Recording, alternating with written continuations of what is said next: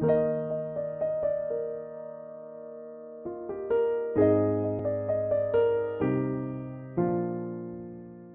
vamos continuar hoje, irmãos, a nossa exposição no livro de Gênesis. Chegamos ao capítulo 42. Continuamos dentro da história de Jacó, a sequência que é manifesta através dos seus filhos e de maneira específica na vida de José e tudo aquilo que Deus fez com a vida deste servo. Nós vamos ler os primeiros versos do texto e depois mantenha sua Bíblia aberta. Nós vamos ler o texto todo ao longo da exposição nessa manhã. Gênesis 42, nós vamos ler do verso 1 até o verso 11.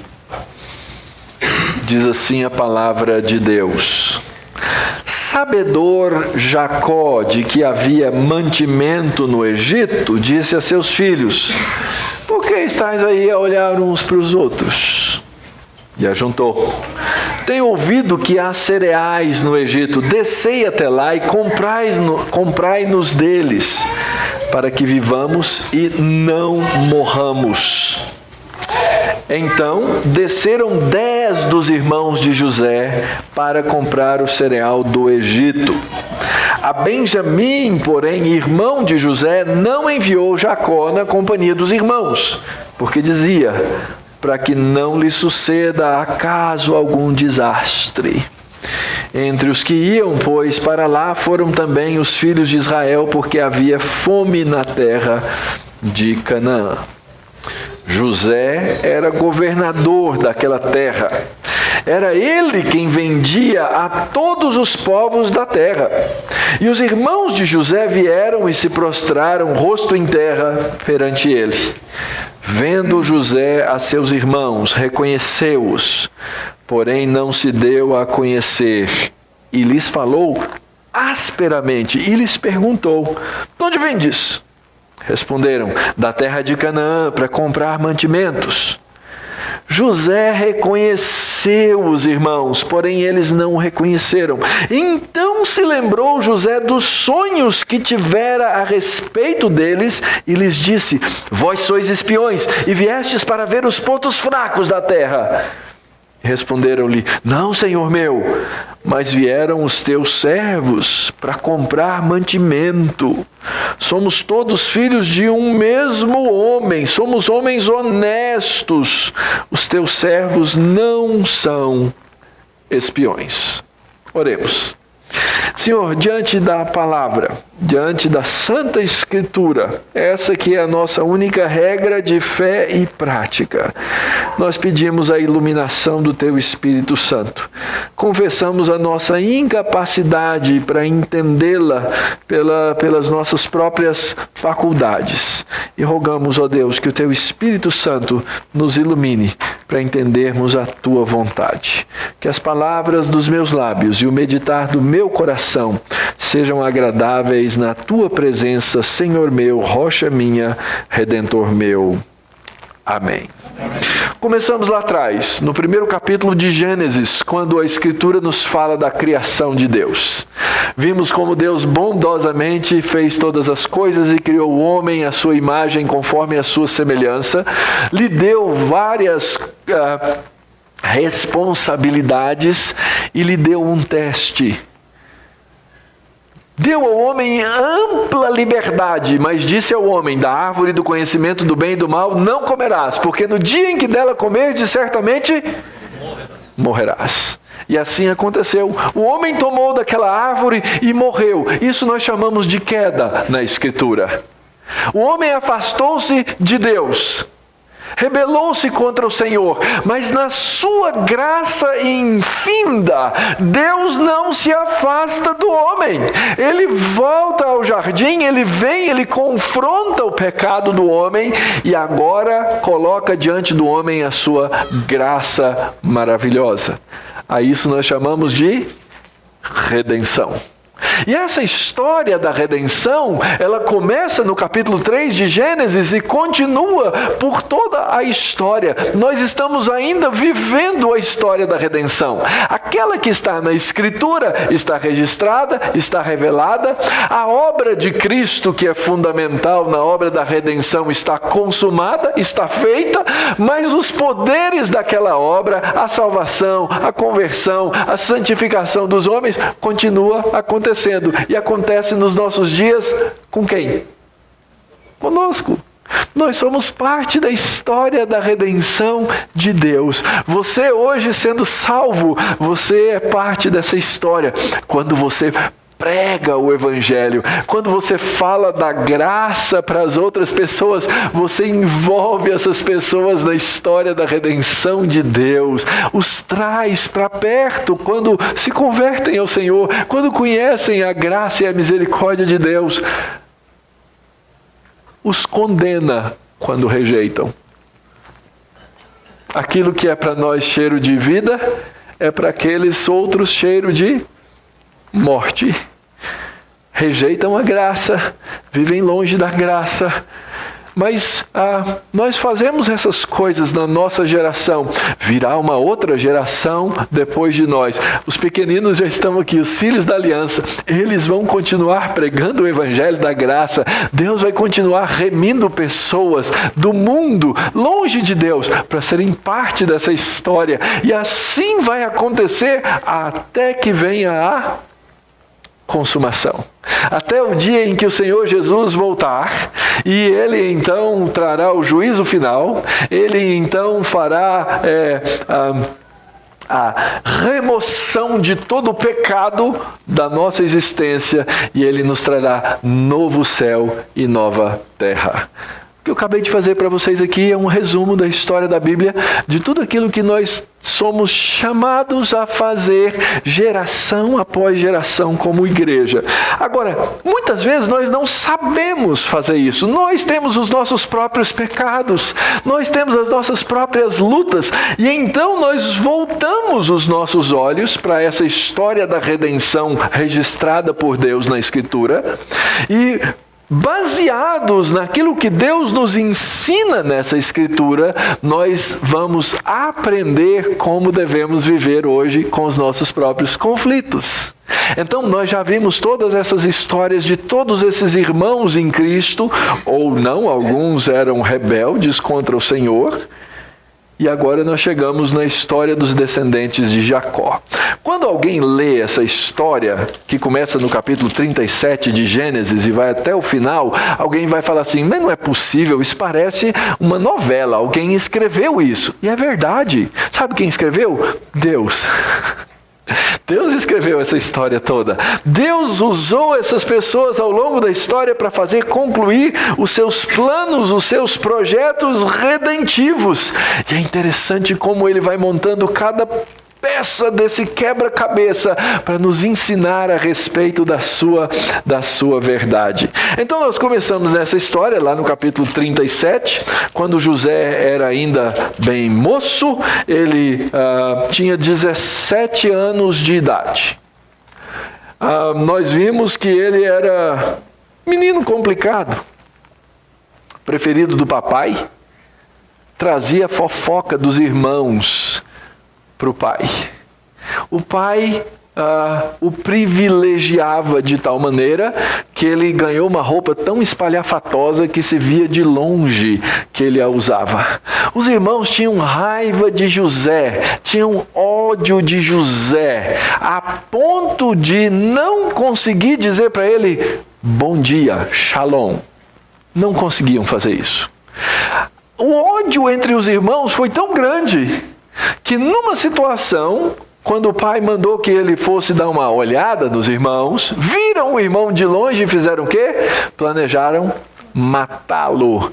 Depois de briga de cá, conversa de irmão de lá e não sei o quê, eles resolveram que não iam matá-lo, mas iam ter um lucrozinho e o venderam para uma caravana de ismaelitas que passavam por ali e que iam para o Egito, e ele foi vendido como escravo. José acabou na casa de um homem muito poderoso no Egito, chamado Potifar, e a Escritura diz que Deus abençoava tudo que José colocava à mão. Aquele homem foi vendo que ele era abençoado por Deus daquela maneira e foi largando todos os seus negócios na mão de José, um atrás do outro. Diz o texto que chegou num ponto que ele falava assim, ele só se preocupava com o que ele ia comer na hora do almoço e na janta. O resto, José tomava conta. Mas sempre há o pecado no meio da história. E a mulher de Potifar coloca os olhos em cima daquele escravo hebreu. Condição e situação. Um dia ele foi cuidar das coisas da casa e a mulher estava lá e não tinha mais ninguém. E ela então demanda de José, deita comigo. José olha para aquela mulher e diz assim, como? Como eu cometeria tal pecado? Primeiro contra o meu Senhor aqui, que ele me confiou todas as coisas dele, só não me confiou a mulher dele. E como eu pecaria contra o meu Deus? Que depois de eu ter sido vendido como escravo, agora eu me tornei quase que o senhor dessa casa. Não vou pecar. E aí a gente conhece a história. A mulher ficou enraivecida, monta uma mentira contra José, toma ali a túnica e ele sai correndo para fugir daquela situação de potencial pecado. E ela o acusa falsamente de tentativa de estupro. José vai parar onde? Na cadeia. Chega na cadeia, acontece o quê? José... tudo que ele faz é abençoado. O carcereiro olha para ele e fala assim, vou dar um trabalho para esse rapaz. E José começa a tomar conta da cadeia. Ele era o preso, mas ele era tão confiável que ele tinha a chave do cárcere no qual ele era preso. Percebem essa situação? E aí ele era um homem que tinha preocupações. E um dia percebeu que 2 grandes altos funcionários de Faraó estavam presos, estavam preocupados, tinham tido sonhos. E ele pergunta o que aconteceu, eles contam o sonho, ele interpreta o sonho como é típico nessa história de José. E o que ele interpreta acontece. Um é morto e o outro vai parar de volta na sua posição real como copeiro de Faraó. É alguém íntimo que estava próximo, que participava da vida, do dia a dia de Faraó. E José, quando o cara estava saindo da cadeia, falou o seguinte, eu interpretei o sonho para você, aconteceu, não aconteceu? Aconteceu. Então quando você chegar lá, lembra de mim.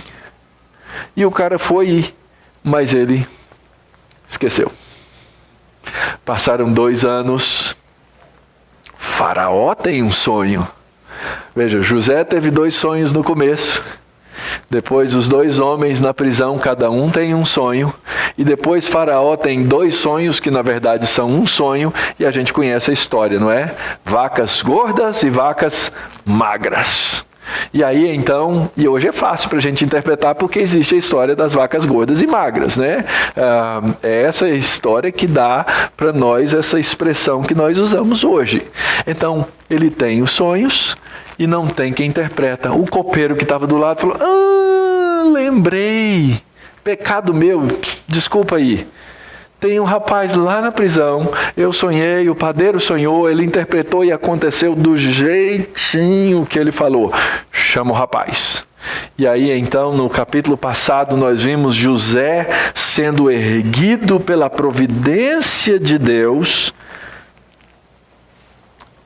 ao homem mais poderoso do Egito, exceto o próprio Faraó. Faraó chega para ele e dá o anel, dá o carimbo de assinatura dele e fala assim, José falou, a água parou, obedeçam José. E tudo aquilo que dentro do plano de José havia sido projetado acontece. Passam-se 7 anos em que o Egito tem abundância de cereais. Planta-se e colhe. Deviam usar maná. Lembra maná? Adubando dá. A geração antiga sabe. Eu sei, a mais nova não conhece. Mas na nossa época passava essa propaganda na televisão. E aí o que acontece? Tudo é prosperidade. José no encargo das coisas, faz o quê? Cumpre o plano. 5% de tudo aquilo, 5% não, 1/5 de tudo aquilo que era plantado, era colhido no Egito, ele guarda em celeiros. Naqueles 7 anos está todo mundo gordinho, todo mundo tranquilo, só que chegam as vacas magras.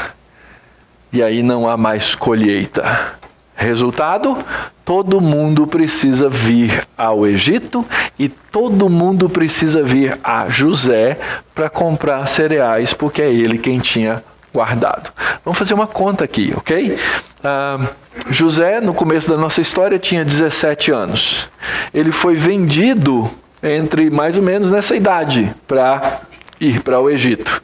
Quando ele assume essa posição de governo no Egito, ele tinha 30 anos. As vacas gordas já passaram, são mais 7 anos. Então, José deve estar entre os seus 37 e 38 anos. Seus irmãos o viram quando ele era ainda moleque, talvez imberbe ou começando a ter barba, mas os hebreus usavam barba, e agora ele é um alto funcionário do governo no Egito, e no Egito ninguém usa barba. Eles não gostavam de usar nem cabelo, pelos pictogramas que a gente enxerga nas construções antigas. Então esse é todo o nosso contexto no qual a nossa história vai acontecer. E a primeira coisa que a gente observa no texto que já lemos, que é que aquela família continua com os mesmos problemas. A fome chegou, o pai está lá, os irmãos estão lá fazendo nada, e ele pergunta carinhosamente para os filhos: ô meu, o que vocês estão aí olhando um para os outros? Vamos fazer alguma coisa. E veja bem, José era o mais novo, então nós estamos falando aí de gente de 45, 50 anos, todos encostados esperando a fome chegar para matar todo mundo. E Jacó diz: olha, eu vi uma manchete no jornal que tem cereal no Egito. Então quero mandar vocês para lá, para que vocês comprem o cereal, nós ainda temos dinheiro, para que nós vivamos e não morramos. E aqui vem um segredo da história. Desceram 10 dos irmãos, lembra? São 12 no todo. José está onde? No Egito.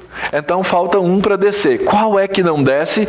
O irmãozinho mais novo de José, que era o filho da esposa amada de Jacó. Ele pensou: vou mandar, já aconteceu um acidente antes, morreu o meu filho preferido, agora eu não quero que o segundo morra de jeito nenhum. E então ele manda 10 dos seus filhos para o Egito. O texto no verso 5 conclui: entre os que iam, pois, para lá, foram esses filhos de Israel, porque havia fome na terra. A família não mudou muito, gente. Os conflitos continuam, o pai continua amargurado, o pai continua insatisfeito, o pai continua triste e lembrando da morte daquele filho o tempo inteiro. Ele agora então protege um dos seus filhos naquela descida. Jacó continua com seus filhos queridinhos. Talvez eles tenham pensado assim: mesma coisa, hein? José não andava com a gente e agora o papai também não deixa Benjamim. Ele não confia em nós. Bem fazia em não confiar. Mas o fato é que ele tinha o seu filho preferido, o seu filho protegido, e isso a gente sabe nunca causa bem em casa nenhuma. Filhos gostam de se comparar. Isso é coisa terrível. E às vezes pais gostam de privilegiar. Então lá em casa não é que aconteça isso, mas eles dizem o tempo inteiro, né? Eu sou o preferido, eu sou o preferido, eu sou o preferido. Há uma disputa, eu sou o preferido da mamãe, eu sou o preferido do papai. Enquanto está na área da brincadeira, ok. O problema é que na hora que as coisas ficam sérias, esses sentimentos tomam conta do nosso coração e nós os assumimos como absolutamente verdadeiros, e quando nós os assumimos como verdadeiros, isso gera mais conflito, isso gera problemas na família, isso gera disfuncionalidade. No caso da família de Jacó, gerou ódio. E aí vem a grande ironia do texto. Os conflitos continuam, a fome chegou, eles precisam descer ao Egito, e aí José era o governador do Egito. Ele é que vendia todas as coisas. Então, chegava uma delegação estrangeira lá, ia ter que falar com quem? Com o grande chefe. E olha só, e os irmãos, verso 6, de José vieram e se prostraram rosto em terra perante ele. O que está acontecendo aqui, gente? O sonho do capítulo 37.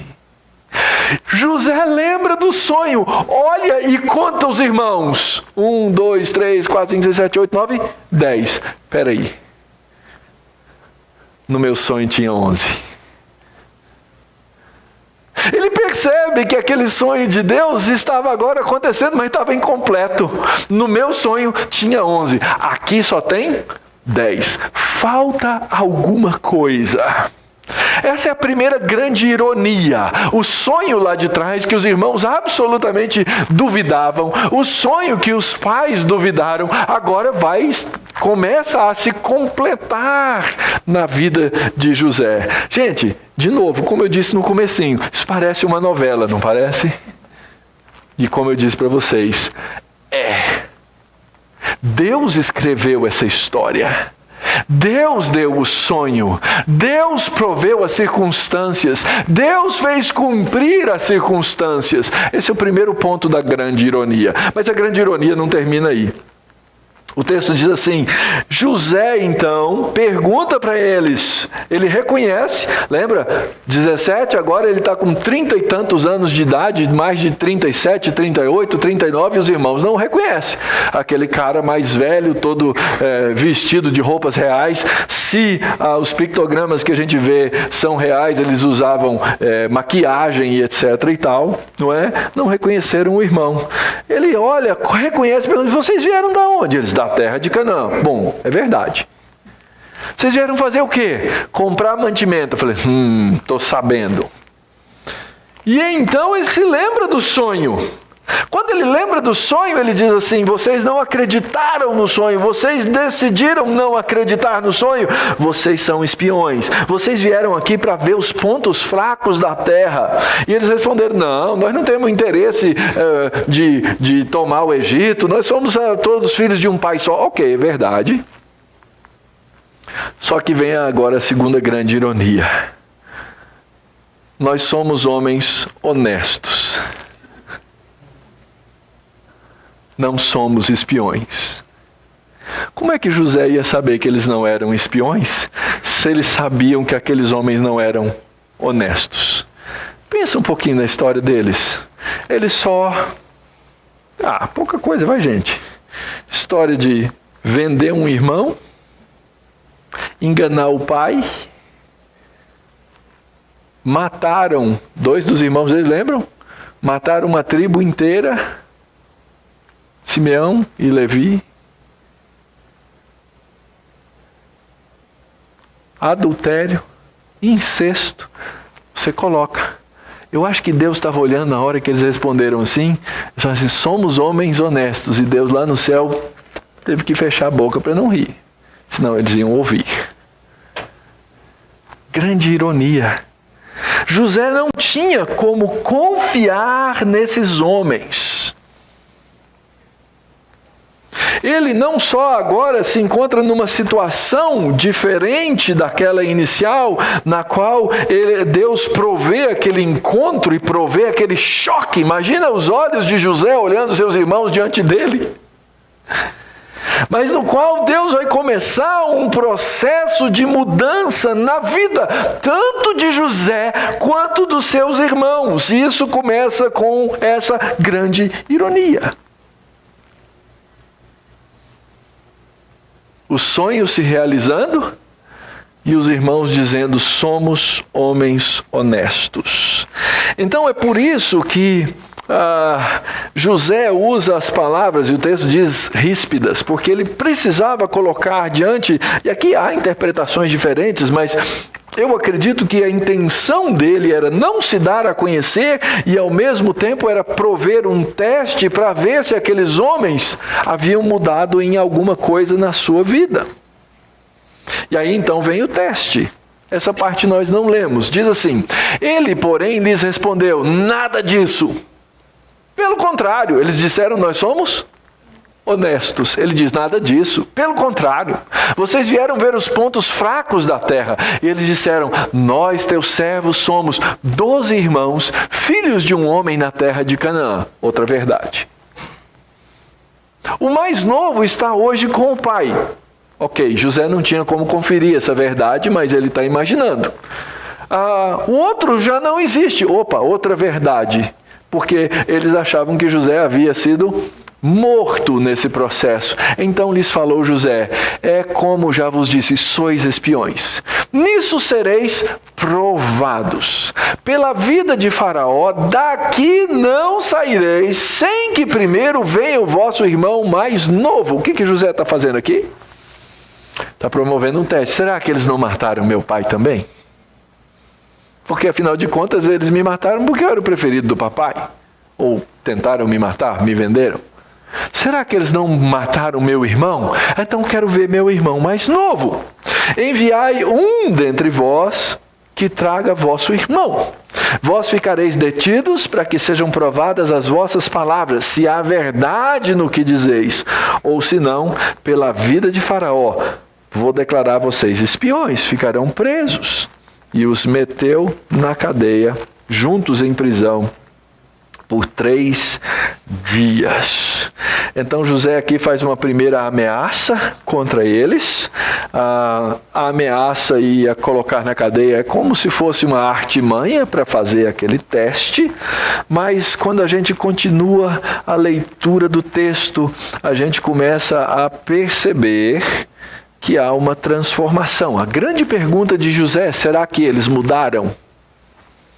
E aqui você começa a ler a respeito de transformações. Sabe qual é a primeira transformação? A primeira transformação é do próprio José. Vamos ler o texto e eu vou explicar para vocês. Ao 3º dia disse-lhes José: fazei o seguinte e vivereis, pois temo a Deus.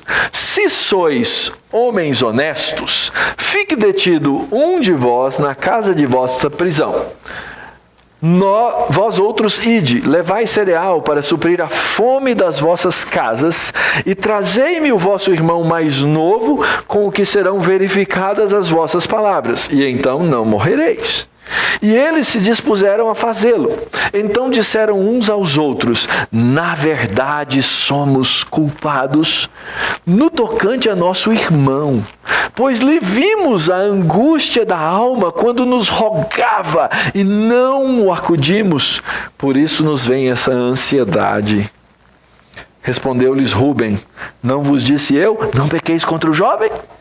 E não me quisestes ouvir, pois vedes aí que se requer de nós o seu sangue.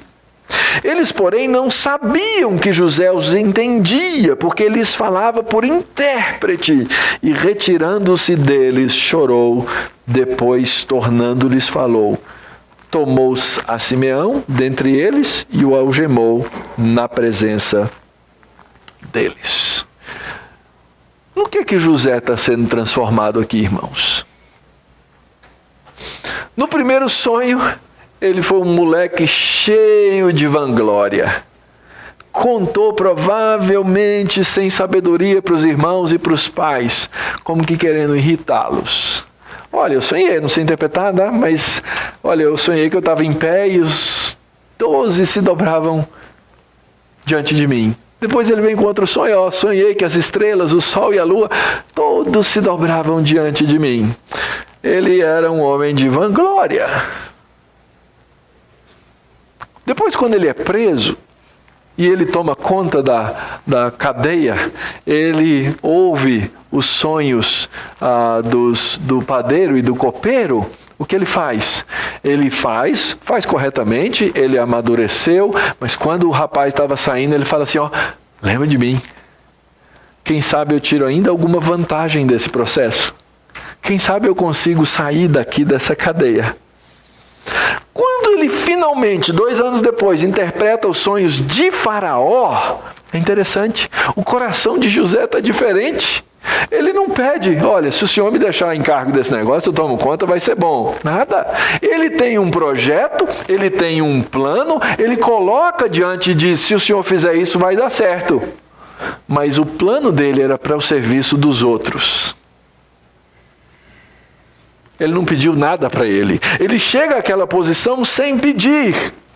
Ele chega àquela posição sem vanglória. Ele chega àquela posição reconhecendo que quem faz essas coisas na vida de alguém é o próprio Senhor.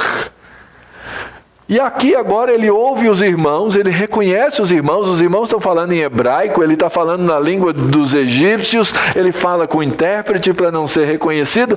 Ele podia ter virado para os irmãos e falar assim, eu não falei o meu sonho, né? Nada disso. A sabedoria demanda dele agora que ele haja de uma maneira que ele possa testar e de uma maneira que ele possa aprender o caminho de perdoar. Aqui é a parte difícil, irmãos. Deus está abrindo uma porta para o perdão. Deus promoveu esse encontro. Deus projetou esse encontro. Deus deu o sonho. Deus pré-anunciou por alguma razão. E agora que José está no pináculo da sua carreira, de importância, de poder, de tudo, é quando ele podia pisar em quem ele quisesse. Mas é a hora que Deus coloca na frente dele a oportunidade de ser servo. Tinha um pastor, quando eu era seminarista, ele me dizia assim, eu sei que você hoje é muito bonzinho, eu quero ver quando você tiver autoridade como você vai agir. Porque quando nós temos alguma autoridade, quando nós temos algum poder na mão, é que se revelam as nossas maiores fraquezas. E eu conheço muita gente assim. Daqui para cima todo mundo é bem tratado. Daqui para baixo é na ponta, no bico do sapato. Isso não corresponde ao caráter dos servos de Deus. É interessante que o próprio teste de José, que a princípio ele tacou todo mundo na cadeia, agora se torna um teste de misericórdia. Eu vou fazer o seguinte, eu vou vender o cereal para vocês, eu vou mandar vocês para a terra de volta, vocês vão salvar as pessoas que estão passando fome, ajuntem e montem os seus jumentos, coloquem o cereal em cima, eu vou deixar um aqui para testar se é verdade. José sabia que os anos de vacas magras ainda seriam longos, ele estava sofrendo um risco. Ele falou assim, já me venderam, para eles largarem um aqui não custa nada, mas eu vou descobrir a verdade dessa maneira. E ele não tinha intenção de matar esse que ficou para trás, ele tinha tempo nas suas mãos. E ele mostra misericórdia nessa segunda audiência que ele tem com seus irmãos. Começa aqui, queridos, uma transformação que vai levar a um caminho de perdão. Verso 25. Ordenou José que lhes enchessem de cereal os sacos e lhe restituíssem o dinheiro, porque aí eles teriam como voltar de novo, quem sabe para cobrar, para comprar, ter o dinheiro, ou quem sabe com um peso de consciência. Foi um jogo duplo aqui. Restituíssem o dinheiro a cada um no saco de cereal e o suprissem de comida para o caminho. E assim lhes foi feito. E carregaram o cereal sobre os seus jumentos e partiram dali. Saíram em viagem. Ora, o que nós vemos aqui, queridos, em primeiro lugar, é que esse homem todo-poderoso, depois de ouvir os irmãos dizerem, somos culpados, porque foi isso que eles fizeram, ele poderia então, se vocês têm culpa, vocês realmente merecem a pena, e eu vou aplicá-la a vocês. Mas José aqui estava reconhecendo uma coisa importante, queridos, que nós precisamos reconhecer. Quem sabe a distinção entre perdão e reconciliação. Eu creio que aqui os irmãos, de certa forma, já estavam perdoados. Ele não estava disposto a se reconciliar com eles. E eu acredito que existem situações na vida em que as reconciliações se tornam praticamente impossíveis. Porém, não o perdão. Não saber perdoar. Até quem jogou você no fundo do poço, até quem vendeu você para uma outra nação, nunca faria bem para a alma de José. Nunca. Porque toda falta de perdão é um ajuntamento de rancor. E rancor não faz mal para o outro. Rancor faz mal para mim. Então a Escritura diz que nós precisamos ter o aprendizado profundo dessa arte do perdão. Mesmo em situações que não sejam possíveis as reconciliações. E no caso aqui não há reconciliação. Pelo menos não por enquanto. Mas José estava disposto a testá-los. Perdoar alguém não significa agir como se nada tivesse acontecido. Ele não finge isso. Mas ele se perguntava no coração, será que eu posso confiar neles? Porque o caminho do perdão começou aqui. O que José então sabiamente faz? Ele coloca mais um teste diante dos irmãos. Verso 27.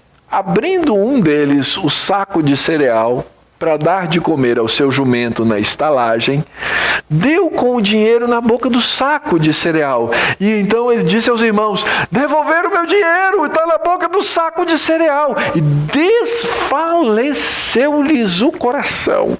E atemorizados, entreolhavam-se dizendo, que é isso que Deus fez conosco. Finalmente, Deus chega na boca desses homens. Finalmente, porque até agora era tudo sobre morte, assassinato, vingança. Eles se encontram numa situação perigosa. De repente, um fica preso, todo mundo sai livre. Eles devem ter pensado, porque o pai falava sobre Deus para eles, mas parece que piedade no coração deles era algo que passava longe sempre. Pararam no posto Ipiranga para reabastecer o jumento. Abre. E o dinheiro estava lá. O que eles pensaram? Vamos falar que a gente roubou. Já não basta a acusação de espião. E parece que eles tinham intenção de salvar o irmão, porque eles devem ter pensado, esse já era. Morreu mesmo. E eles começam a observar que, quiçá, em todos os seus pecados, agora pela primeira vez eles fazem uma menção de Deus, eles têm a sua consciência desperta, eles começam a enxergar Deus por trás do seu crime e da sua punição.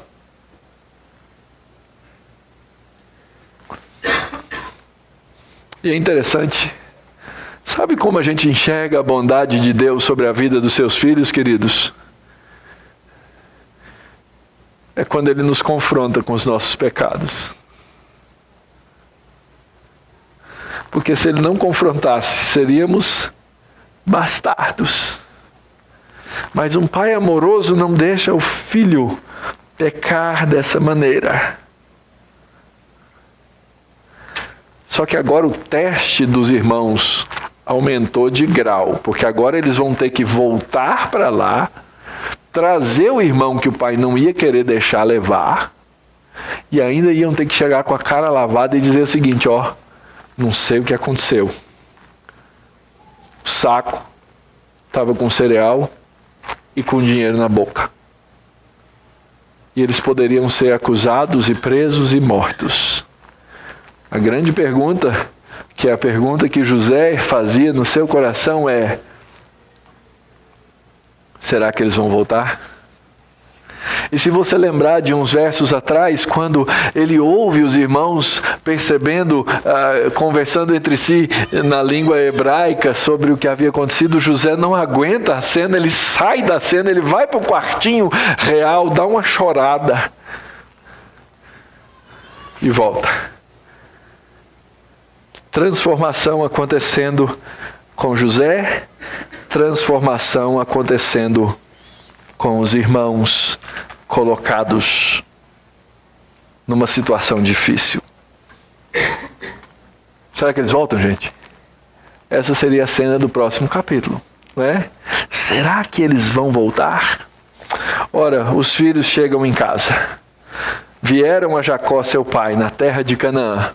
Lhe contaram tudo o que lhes acontecera, dizendo: o homem, o senhor da terra, o cara importante, falou conosco asperamente, nos tratou como espiões da terra. Dissemos-lhe: somos homens honestos. O pai deve ter colocado a mão na cara, não é possível. E vocês queriam que ele não percebesse? Somos homens honestos. Não somos espiões. Somos 12 irmãos, filhos de um mesmo pai, um já não existe, referindo-se a José, eles tomavam a morte de José como verdade, e o mais novo está hoje com o nosso pai na terra de Canaã. Respondeu-nos o homem, o Senhor da terra: nisto conhecereis que sois homens honestos. Quem sabe vocês mudaram. Deixai comigo um de vossos irmãos, tomai o cereal para remediar a fome de vossas casas e parti. Trazei-me vosso irmão mais novo, e assim sabereis que não sois espiões, mas homens honestos. Então vos entregarei o vosso irmão e negociareis na terra. Eles voltam. Lembra quem é que trazia as notícias? Era José. José não mais, agora eles precisam contar eles mesmos. E ele conta então que conheceram esse homem poderoso. Obviamente eles não o reconheceram. E eles então fazem esse relato que é real, honesto, do que havia acontecido. E aí então surge o obstáculo. Verso 35. Aconteceu que, despejando eles os sacos de cereal, eis que não era só aquele que tinha aberto, eis que cada um tinha a sua trouxinha de dinheiro no saco de cereal. E viram as trouxinhas com o dinheiro, eles e seu pai, e temeram. Então lhes disse Jacó, seu pai: vocês já me privaram de filhos. José já não existe, Simeão ficou preso, não está aqui, e agora ides levar a Benjamim. Todas essas coisas me sobrevêm. Mas Rúben disse a seu pai: mata os meus 2 filhos, se eu não tornar a trazer, entrega-mo e eu te restituirei. Ele, porém, disse: meu filho não descerá convosco, seu irmão é morto, e ele ficou só. Se lhe sucede algum desastre no caminho por onde fordes, fareis descer as minhas cãs com tristeza à sepultura. A misericórdia de José havia feito com que ele colocasse o dinheiro de volta, mas também havia colocado todos eles numa situação e num teste maior ainda. São honestos? Vão ter que voltar aqui. Vão ter que dizer que o dinheiro estava em cada um daqueles sacos de cereal. E vão ter que dar a explicação verdadeira. Mais um obstáculo para que eles voltassem. E aqui você vê então um ciclo. Eles saem de Canaã, ordenados pelo seu pai, voltam agora para Canaã, depois de passar pelo Egito, e seu pai se enche de autopiedade. Nada mudou com Jacó. Lembra que lá atrás eu falei, está havendo transformação com José? Está havendo transformação com os irmãos? Mas o pai continua o mesmo.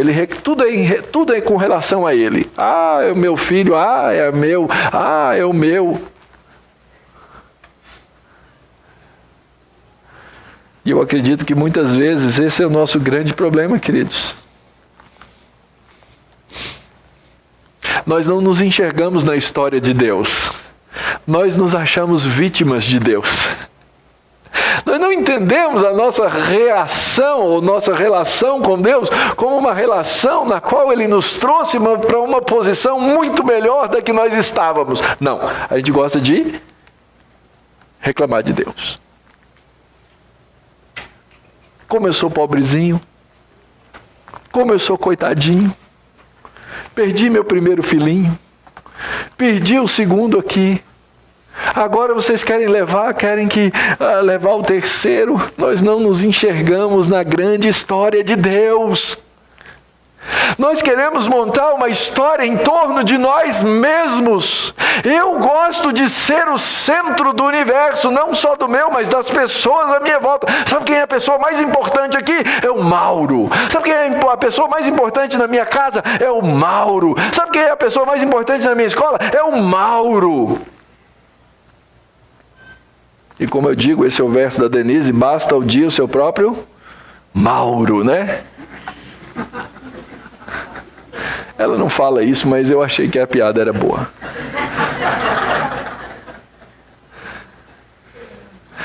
Nós gostamos de ser o centro do nosso universo, queridos. Como eu gosto de ser apreciado. Como eu gosto de ser valorizado. Esse é o meu grande pecado.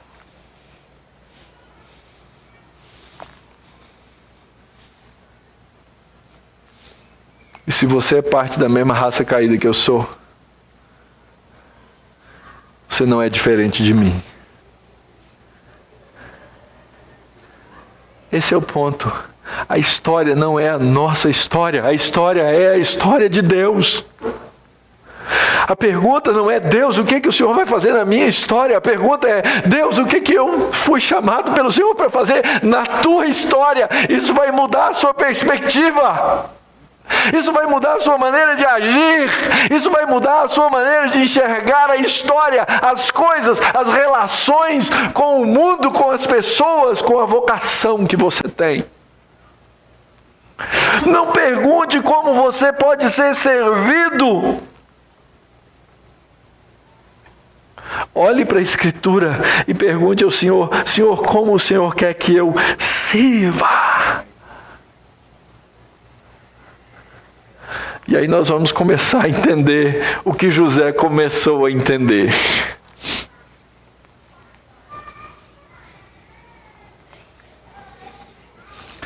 Ele, o cara mais importante do mundo depois de Faraó. Sabe o que eu ia ficar pensando lá nos meus pecados? Falei assim, podia dar rasteira nesse Faraó, hein? Fala sério. Vou puxar o tapete dele.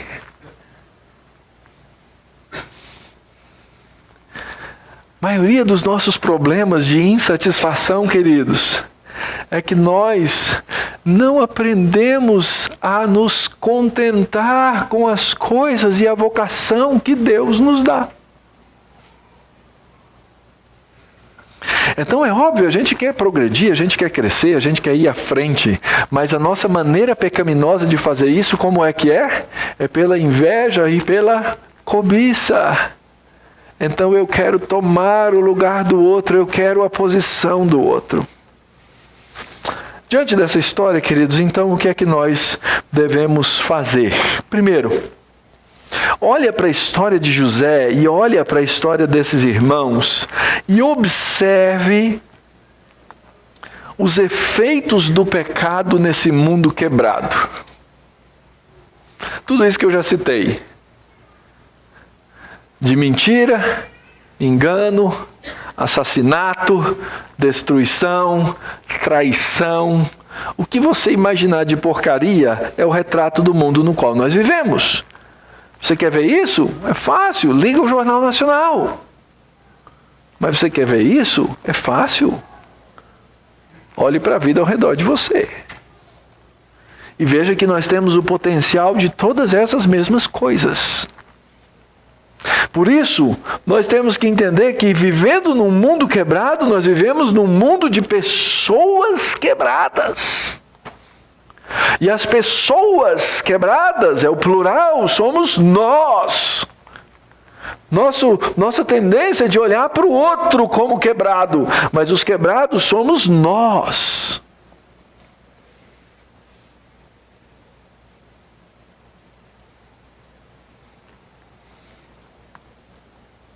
Você é quebrado pelo pecado. Eu sou quebrado pelo pecado. Enquanto os irmãos não reconheceram isso, e enquanto o próprio José não observar isso de maneira clara, eles não vão poder se perdoar ou se relacionar.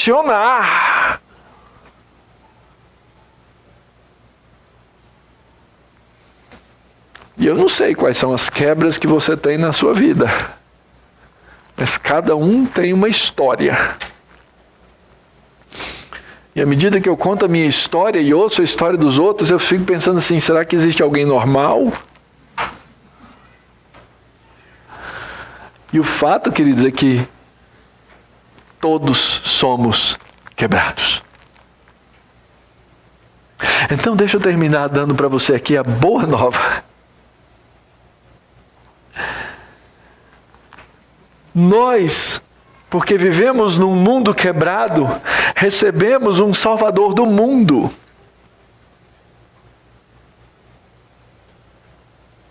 E a nossa quebra, essa rebeldia, essa contradição do nosso coração de termos sido criados para adorar a Deus e nos rebelarmos contra Ele.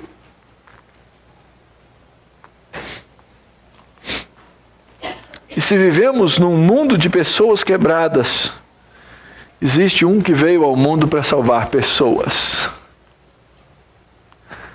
É por isso que eu prego o Evangelho, queridos. Não é por causa da minha autoconfiança. Eu não sou autoconfiante coisa nenhuma. Não é por causa do poder de persuasão. Não é pela qualquer capacidade que porventura haja de fazer um discurso. Sabe por quê? É porque a Escritura me diz, sola a Escritura, o Evangelho é o poder de Deus para a salvação. Eu posso pregar esse Evangelho porque esse Salvador do mundo é um Salvador das pessoas, e esse Salvador das pessoas é um Salvador para você. Porque você não vai aprender perdão, você não vai aprender reconciliação antes que Ele te reconcilie com Deus. E talvez você tenha chegado aqui nessa manhã exatamente nessa posição e nessa carência. Necessitado de ser reconciliado com o Criador do Universo por meio de um Filho que Ele enviou para morrer no seu lugar. Alguém que não perguntou se você queria ser perdoado. Mauro, você quer ser perdoado? Mauro, você quer ser reconciliado? Mauro, Deus não me perguntou nada, Ele fez. E a mim cabe a gratidão a Deus, a minha resposta de amor a esse Cordeiro, que no plano soberano de Deus vem trazendo boas novas a José, vem trazendo boas novas aos seus irmãos e vai trazer boas novas aos seus pais. Eu acredito que a gente pode ter dois grupos de pessoas aqui. Vários, a maioria, eu acredito, conheceu Jesus Cristo e Jesus Cristo é o seu Salvador. Deixa eu dizer uma coisa para você. Você que está aqui hoje nessa manhã e é crente. Mesmo na condição de crente, cristão, tendo essa Bíblia como palavra de Deus, nós somos capazes de resistir à vontade de Deus nas nossas vidas por causa do nosso pecado. E você precisa de reconciliação. Ponto. E o outro grupo, talvez você esteja aqui nessa manhã e você não seja um crente, você não conhece a Deus. Você pode começar hoje sendo reconciliado com esse Salvador. E isso acontece por meio de um cordeiro.